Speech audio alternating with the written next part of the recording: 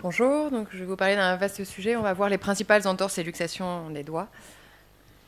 L'entorse la plus fréquente est l'entorse au niveau de l'articulation interphalangienne proximale. Pour les sports de ballon, elle concerne essentiellement les doigts 2 à 4. Dans les sports de contact, c'est plutôt les doigts bordants 2 et 5. Toujours pour toutes les entorses et luxations, on fera une radiographie de face et de profil pour éliminer une fracture comme sur ces deux radios, ou rechercher un arrachement osseux. Éventuellement, on pourrait avoir recours à une échographie, mais ce n'est pas systématique. L'examen clinique est toujours bilatéral et comparatif pour éliminer une hyperlaxité. Et donc on fera l'examen en extension et avec un testing latéral. Concernant les entorses latérales de l'interphalangienne proximale, on va définir 3 stades selon la stabilité et la laxité. Dans le stade 1, où il n'y a pas de laxité, le traitement sera fonctionnel avec une syndactylie, donc c'est l'image en haut à droite. Dans les stades 2, avec une petite laxité, on mettra en place une immobilisation en IPP stop, donc c'est la telle qui est en bas à droite, avec une mobilisation immédiate, mais protégée sur les côtés. Et dans les stades 3, avec une grande laxité ou une instabilité, à ce moment-là, le traitement sera chirurgical pour réinsérer le ligament. Les entorses antérieures palmaires sont définissent une désinsertion de la plaque palmaire.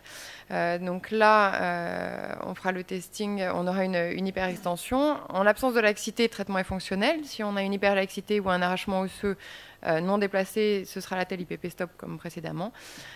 Si on a un fragment osseux déplacé, comme sur la radio, le traitement sera chirurgical pour réduction et ostéosynthèse ou ostéosuture. Lorsque ces entorses sont négligées, on aura une déformation en col de cygne, c'est la photo du bas, qui peuvent être très gênantes fonctionnellement et dont le traitement est beaucoup plus difficile et enraidissant. Dans les luxations de l'IPP, elles sont généralement réduites sur place par le patient et souvent non traitées. Généralement, les plus fréquentes sont les luxations dorsales. Après réduction, si l'articulation est stable, on mettra une attelle IPP stop pendant 2 semaines. Si l'articulation est instable, à ce moment-là, il faudra faire une réinsertion des ligaments avec un traitement chirurgical. Au niveau de la métacarpophalangienne, l'entorse est rare. Elle touche généralement le ligament collatéral radial au niveau des doigts les plus ulnaires. Et le traitement est fonctionnel avec une syndactylie. En cas d'entorse grave, on aura une déviation ulnaire qui sera spontanée, avec une laxité au niveau de la métacarpophalangienne importante. À ce moment-là, on fera une échographie pour aller rechercher une lésion du ligament. Et on pourra éventuellement mettre en évidence une interposition de la dossière des interosseux. À ce moment-là, le traitement est chirurgical pour aller réinsérer le ligament. Et dans les luxations de l'AMP, elles concernent généralement les doigts 2 et 5.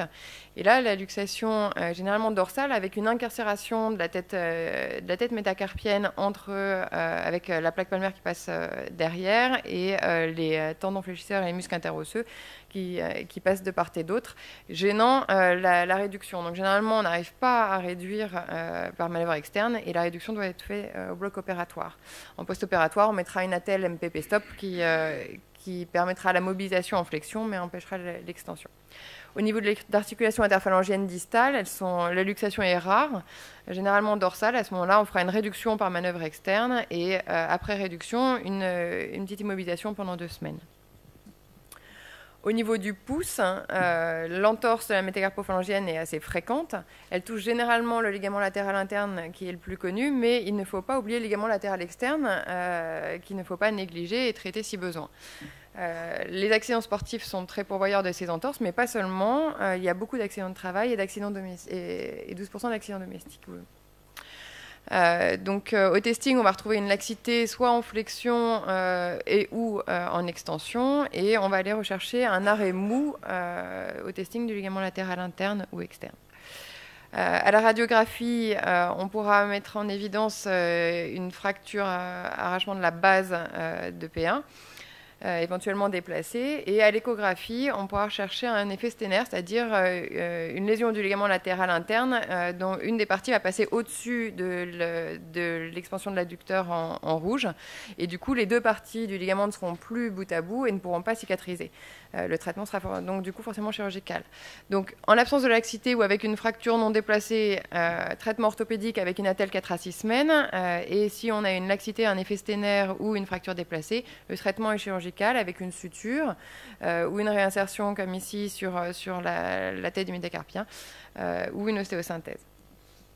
La luxation du pouce, donc soit au niveau trapézo-métacarpienne, c'est très rare, ça touche essentiellement les boxeurs. À ce moment-là, cliniquement, on aura un pouce raccourci avec une déformation en dos de fourchette à la base du pouce et une fermeture de la première commissure.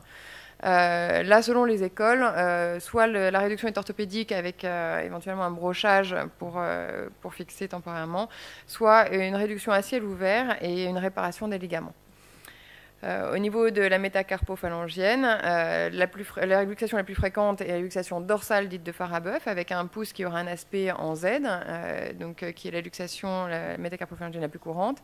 À ce moment-là, c'est la réduction selon la manœuvre de Farabeuf que vous connaissez. On accentue l'hyperextension. Et à ce moment-là, on pousse sur la base de P1 de façon à pousser les sésamoïdes et la plaque palmaire en avant pour éviter l'incarcération. Si vous tractez dans l'axe, la plaque palmaire va passer et à ce moment-là, on se retrouve sur le dessin qui est en bas. La réduction est impossible par manœuvre externe et on sera obligé de faire une réduction au bloc opératoire. En conclusion, pour toutes les entorses et luxations, il est indispensable de faire une radio de face et de profil. Après réduction de la luxation, on refait une radio de contrôle pour s'assurer qu'il ne reste pas une petite subluxation. L'examen est toujours bilatéral et comparatif pour comparer par rapport à une éventuelle hyperlaxité. Pratiquement toujours un traitement orthopédique, mais au moins parfois l'intervention est indispensable. En cas de doute, il ne faut pas hésiter à demander un avis spécialisé parce que ces lésions négligées peuvent entraîner des raideurs, instabilité, déformation ou des douleurs séquelaires. Je vous remercie.